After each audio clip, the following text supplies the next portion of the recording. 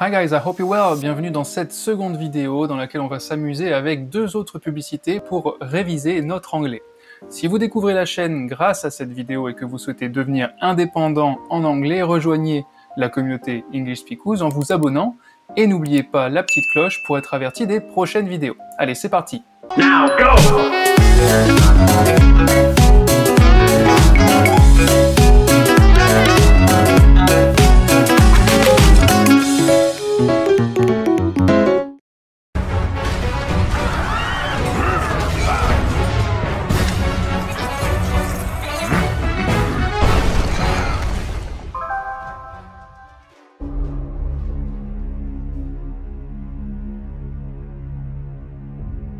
I don't know you, Big Buffet Boy 85, but if you think you can humiliate me and take my gold, think again. Oh, I'm coming for you with lots of barbarians and dragons. I can't wait to destroy your village while you beg for mercy, but you will get no mercy. I will have my revenge. Liam? Have a scone for Liam? Over here. It's, Liam. You will regret the day you crossed Angry Neeson 52. Donc c'est Liam Neeson qui joue dans cette pub-là, qui joue dans des films très connus au cinéma. Et en blanc, donc c'est lui qui parle, et en jaune, c'est les autres personnages. Donc on s'aperçoit qu'il joue à un jeu, Clash of Clans, et il vient de se faire battre par Big Buffet Boy 85. Donc du coup, il prend son air extrêmement solennel, comme dans les films qu'il a l'habitude de faire, et il va lui faire un monologue de menaces. Et donc c'est parti. I don't know you, Big Buffet Boy 85. Je ne te connais pas, Big Buffet Boy 85. But if you think you can humiliate me and take my gold, think again. Mais si tu penses que tu peux m'humilier et prendre mon or, eh bien, think again. Réfléchis-y à deux fois. D'accord? Oh, I'm coming for you. Je vais venir pour toi. With lots of barbarians and dragons. Avec des barbares et des dragons. Le jeu est avec une ambiance un petit peu médiévale fantasy. I can't wait to destroy your village. Alors, I can't wait, c'est ultra important. C'est peut-être ce qu'il y a de plus important ici, dans cette pub. C'est une expression anglaise qui veut dire « je suis impatient ». I can't wait to see my friends on Friday night. Je suis tellement impatient de voir mes amis vendredi soir. Ici, c'est I can't wait to destroy your village. Je suis impatient de détruire ton village pendant que tu demanderas grâce, en fait. Pendant que tu me supplieras pour ma pitié. Donc, to beg, c'est supplier, et mercy, c'est la pitié. D'accord? Pendant que tu me supplieras, while you beg for mercy. But you will get no mercy. Mais tu n'auras absolument pas ma pitié, ni ma grâce ou mon indulgence. I will have my revenge. I will, donc le futur, j'aurai ma revanche. Donc là, c'est très solennel, c'est très important, c'est très sombre. Et d'un seul coup, en fait, on s'aperçoit que Liam, qui veut se la jouer vraiment gros balèze, est tout simplement dans un café du style Starbucks et en train de commander un scone. Donc on a le vendeur qui annonce « Liam, I have a scone for Liam ». Donc il le prononce mal, d'accord, il le prononce à l'anglaise. Liam.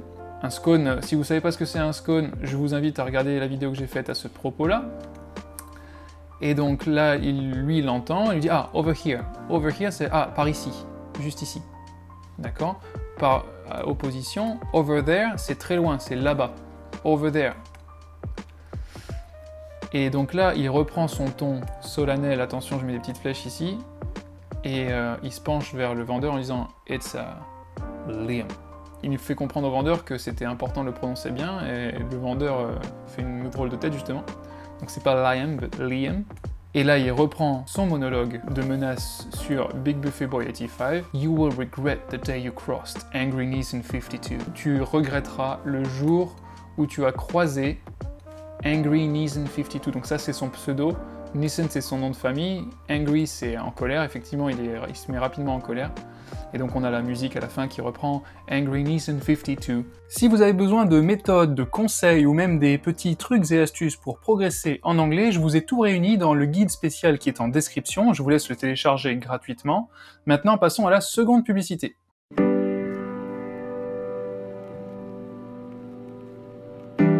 To most of you, these codes don't mean anything. You've probably never seen them, or even heard of them. But 7% of you have. The 7% that spend weeks and months away from friends and family. Miss holidays and birthdays, weddings and anniversaries. The 7% that sleep in the cold, sleep in the rain, and sometimes don't sleep at all. The 7% that keep the rest of us safe. You know what these codes mean, because each of you has one of your own. No simple code can define who you are, but now it can help you search for whatever's next.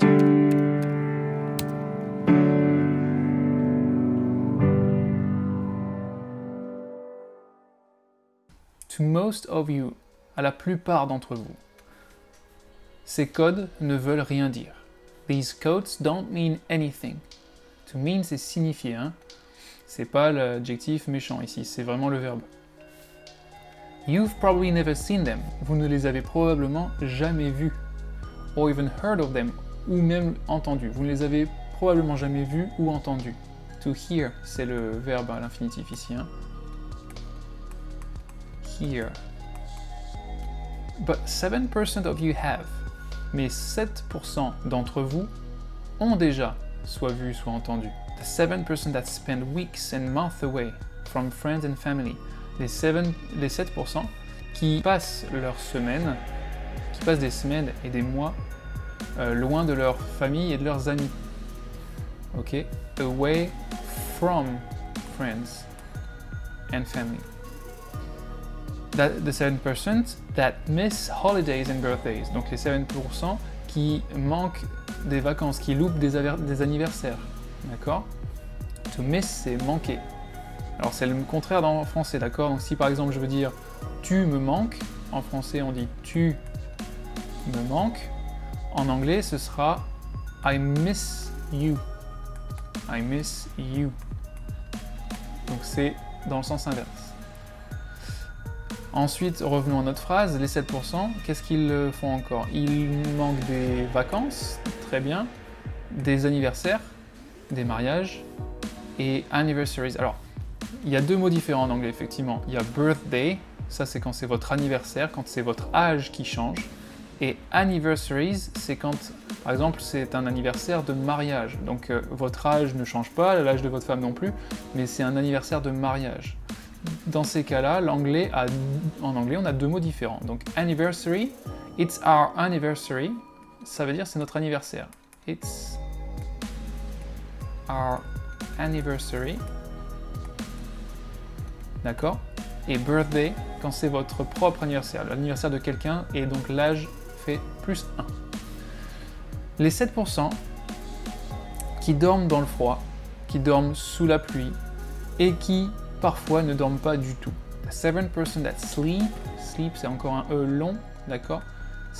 Attention à ne pas confondre avec slip, si vous le dites de façon courte, c'est slip, qui veut dire glisser, donc attention à bien prononcer sleep. The 7% that sleep in the cold, sleep in the rain, and sometimes don't sleep at all. Les 7% qui nous gardent, en fait, gardent le reste d'entre nous en sécurité. The 7% that keep, encore une fois, that keep the rest of us safe. You know what these codes mean because each of you has one of your own.